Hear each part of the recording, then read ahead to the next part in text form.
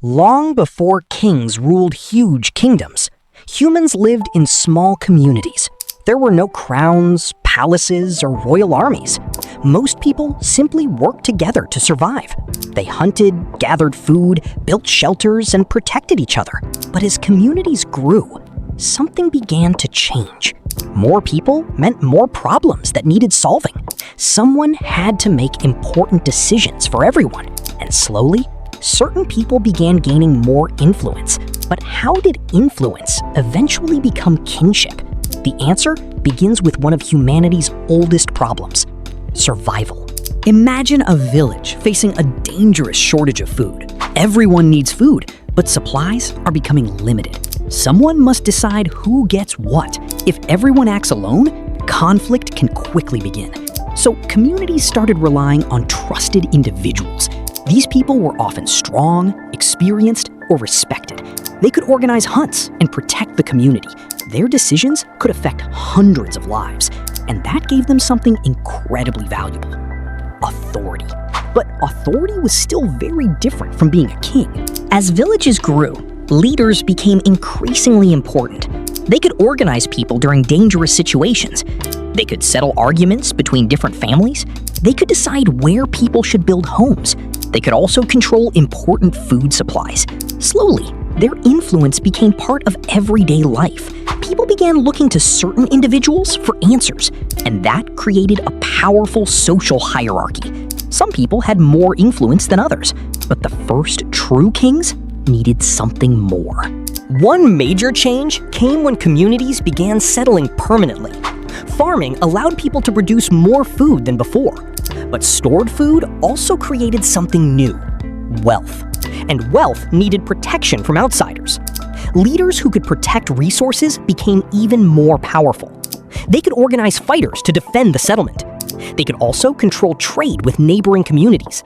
The more resources they controlled, the greater their influence became. Eventually, leadership could pass from parent to child, and that was a major step toward creating kings.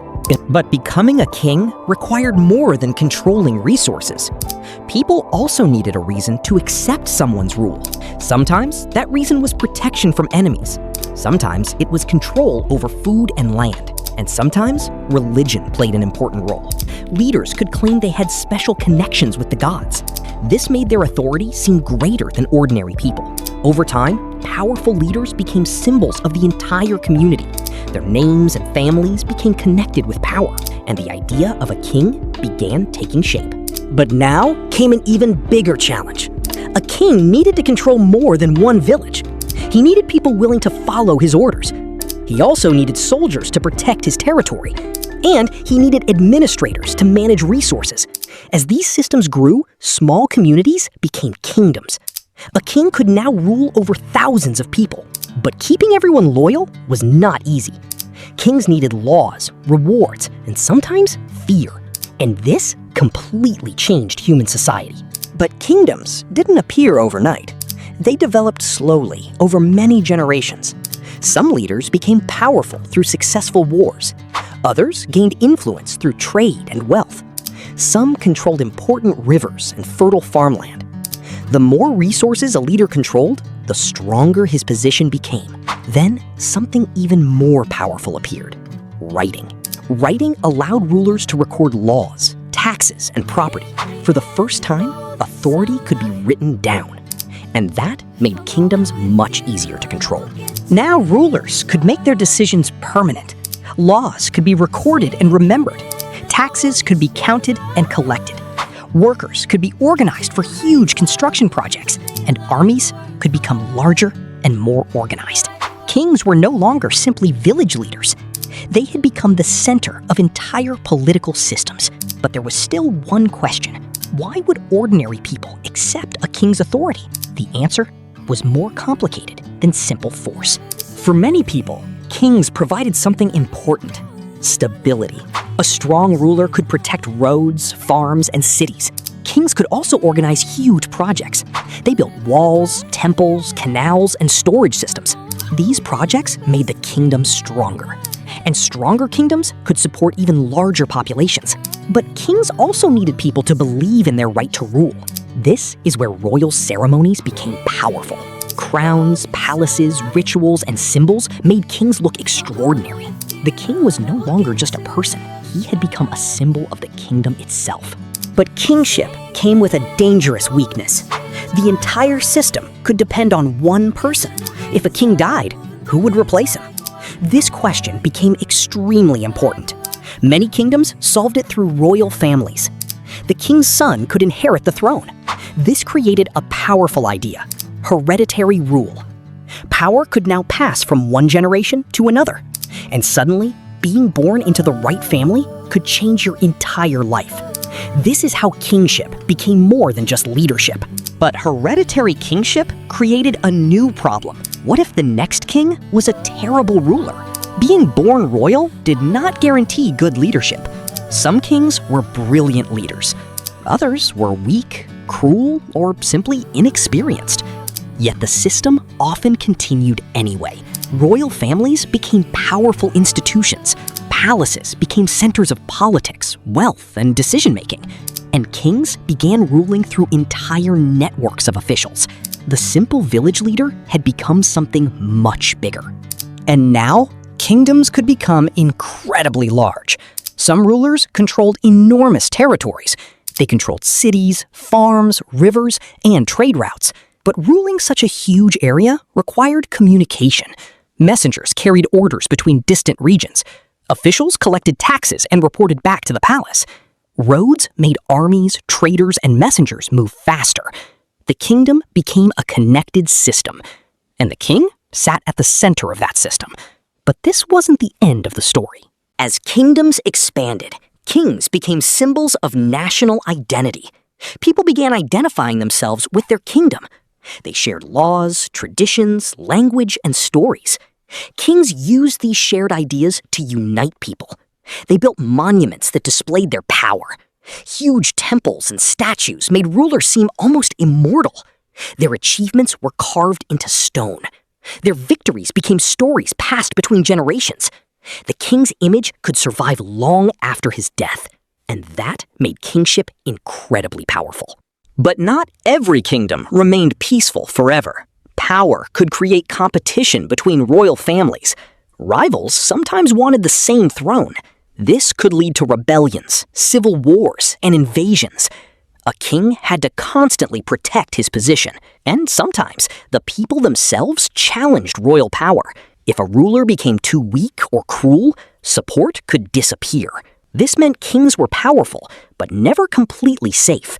Their authority depended on people, armies, wealth, and tradition, and that reveals something important about kings. So, did humans really invent kings? Not exactly. Kingship evolved slowly from older forms of leadership. It developed as communities became larger and more complex. Food, land, warfare, trade, and religion all played a role. Different civilizations created kings in different ways. Some kings were warriors. Others were religious leaders or powerful administrators. But all of them faced the same challenge. They had to convince people that their rule should continue. And this is where the story gets really interesting. Kings did not simply rule with crowns. They ruled through systems that people had built around them. Officials collected taxes and managed cities. Soldiers protected borders and enforced royal decisions. Scribes recorded laws, trade, and royal orders. Priests and ceremonies could strengthen the king's image. All these pieces worked together. The king stood at the top of a huge human organization, and that organization changed civilization forever. But kingship also created something humans had never seen before. People could now live under one central authority. Thousands of strangers could become part of the same kingdom. They could share the same laws and pay taxes to one ruler. This allowed cities to grow larger than ever. Trade expanded across huge distances. Ideas, technologies, and cultures traveled with those traders. Kingship helped create powerful civilizations, but it also created inequality between social classes. Not everyone benefited equally from royal power. And this inequality could create serious problems. The more powerful the king became, the more people could resist him. Some workers questioned unfair taxes. Some nobles wanted more political power, and rival families could challenge the royal throne. So kings had to balance power with loyalty. They needed supporters inside the palace and outside it. They rewarded loyal people with land, wealth, or status. In return, those people supported the king. This created a powerful network of loyalty. But even the strongest kingdoms eventually faced change. New rulers brought new ideas. New technologies changed warfare and trade. New civilizations rose and challenged older kingdoms. Some kings expanded their territories. Others lost everything they had built. Yet the idea of kingship survived for thousands of years. From tiny villages to enormous empires, humans kept creating systems around powerful rulers. So the story of kings is really the story of human society. So, who was the first king? We may never know his exact name, but we know what made kings possible. Growing populations created bigger communities. Food surpluses created wealth. Wealth created competition and the need for protection. Leadership slowly became authority. Authority became organized government. And eventually, government became kingship. So humans didn't simply invent kings. They slowly built the idea of kings together.